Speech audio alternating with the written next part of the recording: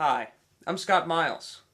The movie October Sky was based on the New York Times best-selling memoir Rocket Boys by my friend Homer Hickam. In the movie, Jake Gyllenhaal and I played Homer and his brother Jim Hickam as teenagers growing up in the tiny mining town of Colwood, West Virginia. Now, as most of you know, the real Homer Hickam went on to become a NASA rocket engineer, an astronaut trainer, as well as a best-selling author. His latest novel, Red Helmet, is set in the modern-day West Virginia coal fields. So to find out how coal mining and how the men and women who mine coal have changed since his Colwood days, Homer, his wife Linda, Rocket Boys Roy Lee Cook and Billy Rose recently toured CONSOL Energy's Robinson Run mine near Clarksburg, West Virginia. So let's join Homer during his day at the mine. You know, I'm pretty well known for writing about growing up in Colwood, West Virginia 50 years ago. And that's the way things were 50 years ago. But what I would really like to do is to write a story about today's coal miners, the way that they are today, because, you know, a lot of years has passed and things have changed. A lot of things have changed. And I decided to make it a love story. And it's a very romantic story. So I created the character, Song Hawkins, who is a rich, beautiful, young New York City businesswoman whose father is sort of like Donald Trump. And she makes the mistake of marrying this handsome young coal mine manager in West Virginia who says, "Come on, honey, we got to live in West Virginia. You'll love it down there."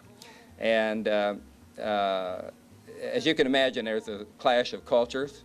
And ultimately, because Song's father ends up buying the company, and she's sort of his go-fix-it man, she has to put the red helmet, which is where this comes from. That's what a novice coal miner wears. She has to wear that and get trained in the mine and go down and try to figure out what's wrong with this coal mine. And of course, her estranged husband by then doesn't really like that very much. And so therein hangs the tale. It's sort of a clash of cultures, if you will, fish out of the water story, or as my agent in Hollywood calls it, Legally Blonde in the Coal Mine. When it all works together, it's like a symphony.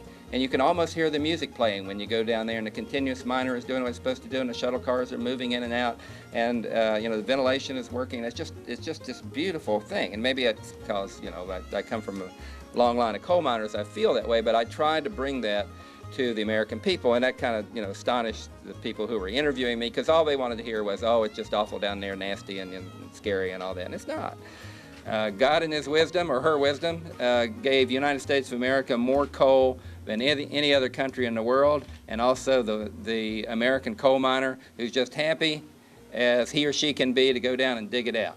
I always mention the fact that over 50% of the energy requirements of the United States is derived from coal.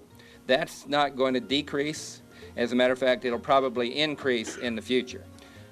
Coal is probably the single best source of energy for the United States. For one thing, it's ours, it belongs to us. And also in terms of alternate energy, coal is America's alternate energy source. It can be burned cleanly, and it will be burned cleanly. There's a number of new plants being built and experiments being made that are going to allow coal to be burned perfectly cleanly if we're worried about greenhouse gases and all that kind of thing. Coal has a wonderful future in this country, and I'm just happy to stand up and talk about it as an industry, and also especially to stand up and talk about the men and women who go mine that coal. When I heard a few months ago that there is no day set aside in this country to honor not only coal miners but all the miners in the country, I said there's something wrong with that.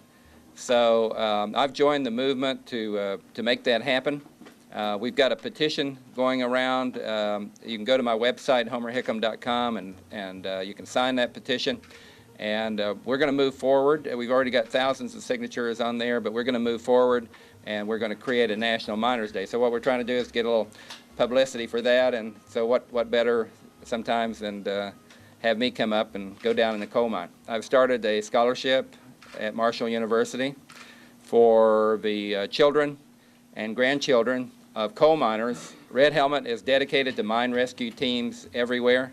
And I've been looking around for how to honor my father, who started one of the first mine rescue teams ever in in West Virginia, in the Appalachian coal fields years and years ago. And what better way than to create a scholarship for the kids and grandkids of these wonderful people. Well, I guess it's true what they say. You can take the boy out of the coal fields, but you can't take the coal fields out of the boy. To pick up your copy of Red Helmet, you can visit homerhickam.com, amazon.com, or your local book retailer.